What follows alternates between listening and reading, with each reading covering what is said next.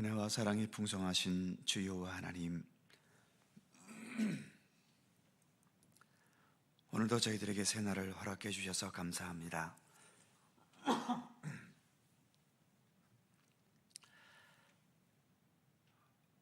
복잡하고 또 어두운 세상 속에 우리가 살아가지만 늘 위로부터 내리시는 주님의 평화의 은총을 힘있게 하시고 우리의 마음과 삶도 주님의 손길로 인하여 평안할 뿐만 아니라 주님 주신 평안함을 모든 사람들과 함께 나누면서 우리의 모든 삶의 분위기들을 더 평화롭고 아름다운 분위기로 만들어가는 주님의 백성들 되게 하여 주시옵소서.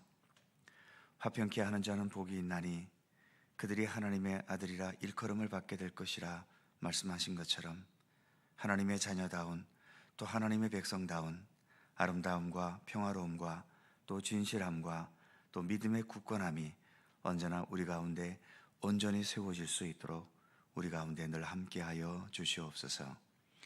이 새벽도 함께 모인 이곳에 주님의 평안과 은총이 함께 하시기를 원하오며 예수님의 이름으로 기도드립니다. 아멘. 찬송 433장입니다. 433장.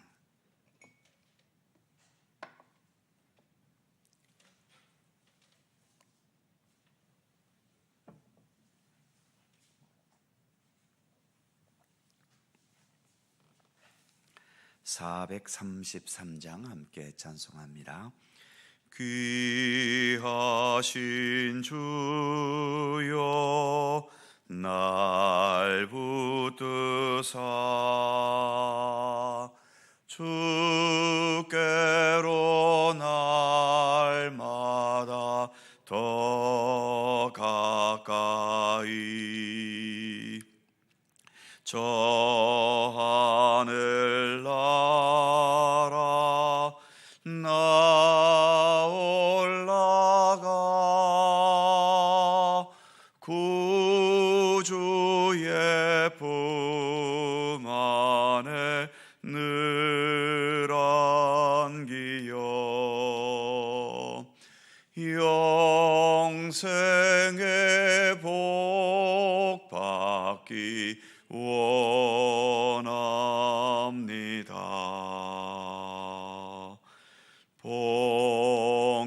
봉헌할 물건 나 없어도 날마다 주께로 더 가까이 내 죄를 주께 다 고하니 주님의 보혈로 날 씻으사 눈보다 더 희게 하옵소서.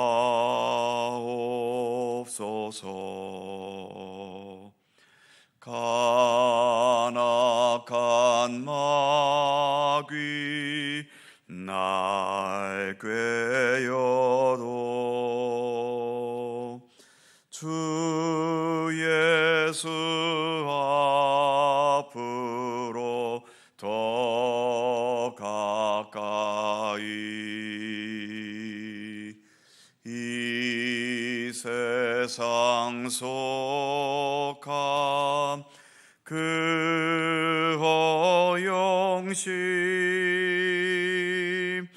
또 주한 생각을 다 버리니 정결한 마음 내게 늘 주소서. 이 세상 내가 살 동안에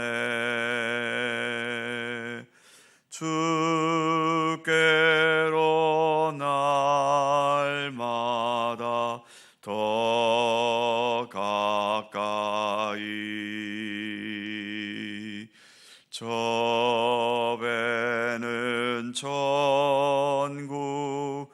나 들어가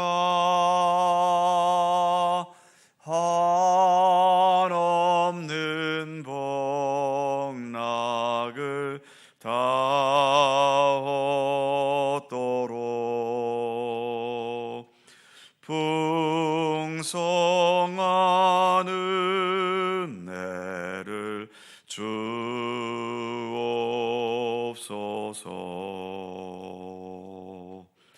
아멘.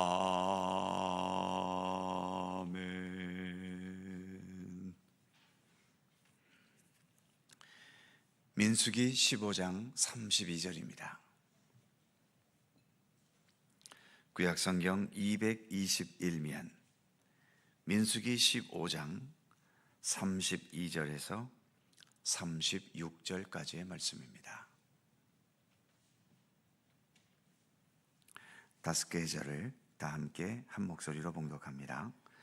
이스라엘 자손이 광야에 거류할 때에 안식일에 어떤 사람이 나무하는 것을 발견한지라.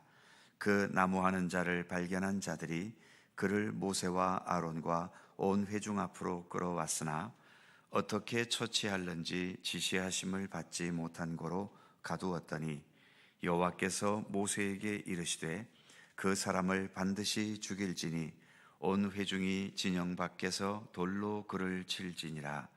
온 회중이 곧 그를 진영 밖으로 끌어내고 돌로 그를 쳐 죽여서 여호와께서 모세에게 명령하신 대로 하니라. 아멘. 오늘의 말씀은 우리 마음을 참 불편하게 만듭니다. 안식일 규정을 어기고 나무를 하는 노동을 했다는 이유 때문에 결국 돌로 쳐 죽임을 당하는 끔찍하고 무서운 사태가 벌어졌고, 이 모든 것이 결국 하나님께서 지시하셔서 되어진 일이라는 게 그렇게 소화해내기가 쉽지를 않습니다. 하나님께서 이렇게 무자비한 분이셨나 싶기도 하고요.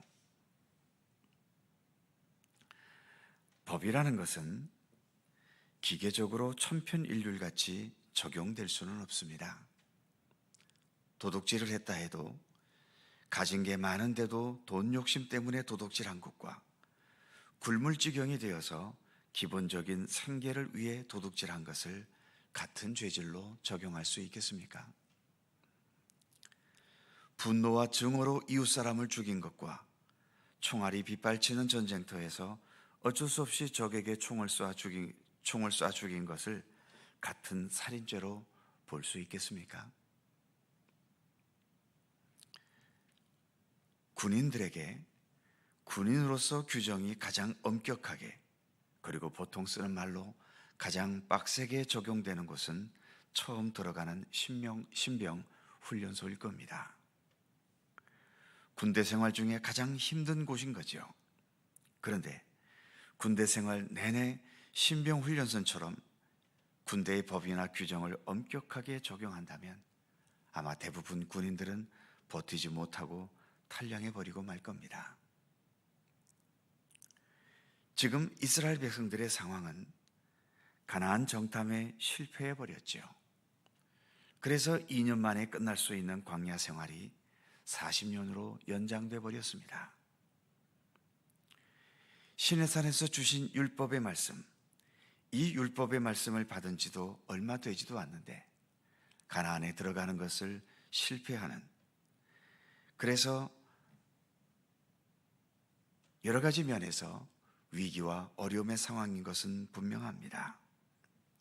특히 이 시내산 율법의 말씀이 이렇게 초반부터 흐지부지 적용될 수는 없었던 상황인 거죠. 그래서 지금의 상황은 마치 군대의 신병 훈련소처럼 엄격하게 법이 적용되어야 할 상황이었던 겁니다. 무엇보다 근본적으로 중요한 것은 안식일의 의미가 무엇인지를 이해하는 게 가장 중요하겠지요. 안식일은 단지 노동을 쉬게 하기 위한 날은 아닙니다.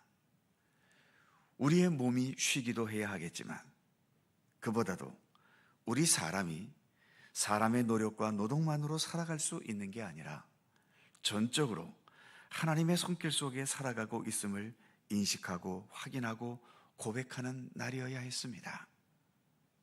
즉, 안식일의 중심은 이 세상을 주관하시고 돌보시고 생명체의 생명을 허락하시는 하나님께 안식일의 중심이 있는 것이지, 사람이 쉬고 휴식하는 데에 중심이 있는 건 아닙니다. 바로 그 하나님을 생각하고 하나님께 감사하고 하나님께 찬양하며 영광 돌리며 예배하기 위해서 안식일을 두게 되신 거죠. 이렇게 안식일을 온전히 지킬 수 있도록 안식일에는 일을 하지 않게 하셨던 겁니다. 그러니까 오늘 본문에서 안식일에 나무를 한 이 사람은 하나님보다도 자신의 노동을 더 중요시 여긴 사람인 거죠. 우리가 하나님의 돌보심 때문이 아니라 내 노동력 때문에 살고 있다고 여긴 사람인 겁니다. 오늘날에도 안식일을 거룩하게 지킨다는 것은 단지 주일 예배 잘 드리는 것만 의미하지 않습니다. 주일 예배도 잘 드려야 하겠지만 내 삶의 근본이 하나님께 있고, 오늘도 내가 사는 것이 내 능력과 내가 가진 돈과 양식의 힘으로 사는 것이 아니라 하나님의 도우심과 하나님의 인도하심으로 살고 있다는 것을 인정하고, 그래서 하나님께 감사하며 하나님을 진실로 높일 수 있는 것이 안식일을 진정 거룩하게 지키는 모습인 거죠. 어제 읽었던 오늘 본문 앞부분에서 부지간에 과실로 범한 죄는 용서받지만 고의로 범한 죄는 용서받지 못한다는 말씀이 있었지 않습니까? 오늘 이 안식일에 나무한 이 사람은 고의로 안식일을 범한 것에 속했던 겁니다. 지금까지의 광야 생활에서 그토록 많은 하나님의 기적과 돌보심을 경험해왔고 시내산에서 주신 하나님의 율법도 알고 있었겠지만 여전히 이 사람은 나는 내 능력만으로, 내 능력으로만 살겠다는 교만함에서 벗어나지를 못했던 거지요. 거기에다가 지금의 상황은 안식일에 관한 율법이 엄격하게 적용될 필요가 있는 상황이었기 때문에 결과적으로 오늘 본문과 같은 이런 비극적인 일이 벌어질 수밖에 없었던 겁니다.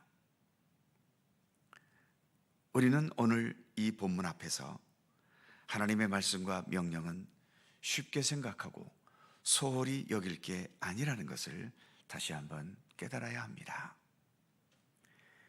감사하다고 해야 될지 모르겠지만 오늘 우리의 시대는 지금 본문의 시대처럼 엄격하게 적용하는 시대가 아닌 것 같은지, 우리가 이렇게 수없이 죄를 범하고 주님의 말씀과 뜻에 합당하게 살지 못하는 느슨한 모습을 보이고 있어도 여전히 이렇게 믿음의 사람으로 살아가고 있지요. 하나님께서도 여전히 우리를 버리지 않으시고 이렇게 허물과 부족함이 많은 우리들을 여전히 하나님의 백성으로 삼아 가고 계십니다. 중요한 것은 내 자신의 지금의 모습에 만족하지 말아야 하는 거지요. 지금 내가 살아있다고 해서 본문에서 죽은 저 사람보다 내가 더 앞서 있거나 좋은 믿음의 사람인 것은 아닐 겁니다. 말씀을 느슨하게 대하는 이 모습에서 좀 더 말씀을 엄격하게 대하고 진실하게 순종하는 모습으로 나아가기를 우리는 힘써야 하는 거죠. 말씀을 느슨하게 대하면 하나님과 우리와의 관계도 느슨한 관계가 될 수밖에 없습니다. 그리고 그런 느슨한 관계에서는 죄악과 어둠의 세력들이 침투해 들어올 수밖에 없는 거죠.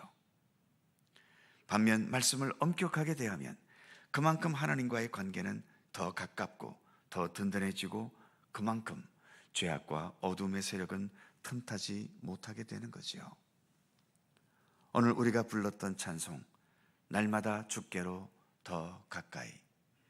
우리가 오늘 불렀던 이 찬송처럼 우리의 삶은 주님으로부터 느슨하게 멀어져가는 삶이 아닌 날마다 주님께 더 가까이, 그래서 주님의 말씀과 주님의 진리와 주님께서 베푸신 구원의 생명력과 더불어 더 온전하고 참된 믿음의 길을 변함없이 걸어나가는 모든 주의 백성들이 되실 수 있기를 주님의 이름으로 축원합니다.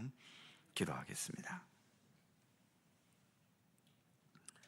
거룩하신 하나님, 안식일에 나무를 했다는 이유 때문에 결국은 돌로 쳐 죽임을 당하게 되는 안타까운 일을 오늘 우리가 함께 말씀으로 생각해 보았습니다. 인간적으로 생각하면 소화해 내기가 그렇게 쉽지 않은 내용이지만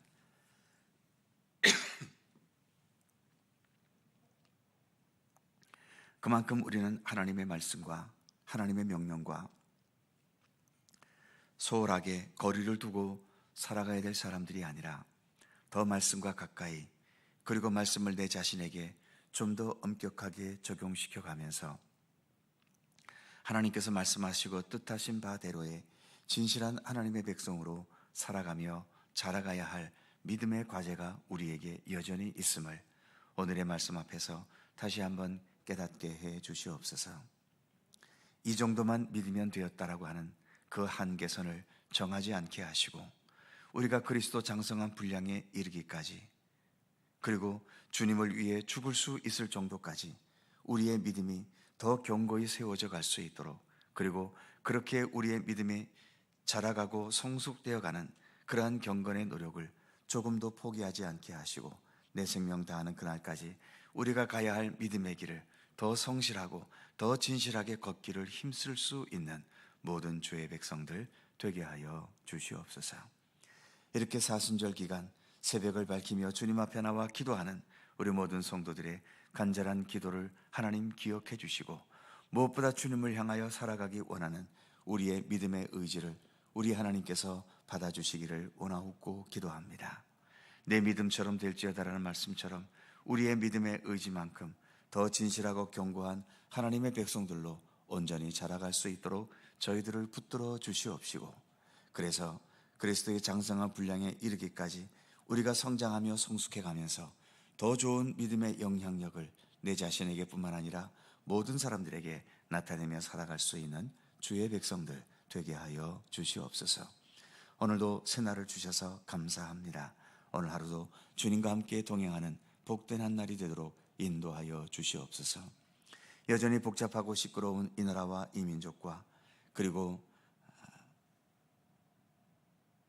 여전히 위기 가운데 있는 경제의 현실과, 그리고 복잡다단한 국제관계의 이 모든 현실 속에서 항상 주님께서 우리를 보호하시고 지켜주시옵시며, 주님께서 내리시는 하늘로부터의 평안과 주님의 위로와 주님의 사랑의 손길 속에 늘 거할 수 있게 하여 주시고, 이 어두운 세상 속에서도 세상의 어두움과 함께하는 것이 아닌 언제나 주님의 밝은 진리와 생명과 주님의 모든 것들을 더 온전히 붙잡고 의지하며 살아가는 믿음의 백성들 되게 하여 주시옵소서. 감사와 찬양을 주께 돌리옵고 우리 구주 예수 그리스도의 이름으로 기도하옵나이다. 아멘. 하늘에 계신 우리 아버지, 아버지의 이름을 거룩하게 하시며 아버지의 나라가 오게 하시며 아버지의 뜻이 하늘에서와 같이 땅에서도 이루어지게 하소서. 오늘 우리에게 일용할 양식을 주시고 우리가 우리에게 잘못한 사람을 용서하여 준 것 같이 우리의 죄를 용서하여 주시고 우리를 시험에 빠지지 않게 하시고 악에서 구하소서. 나라와 권능과 영광이 영원히 아버지의 것입니다. 아멘. 함께 기도하시고 자유롭게 돌아가시겠습니다.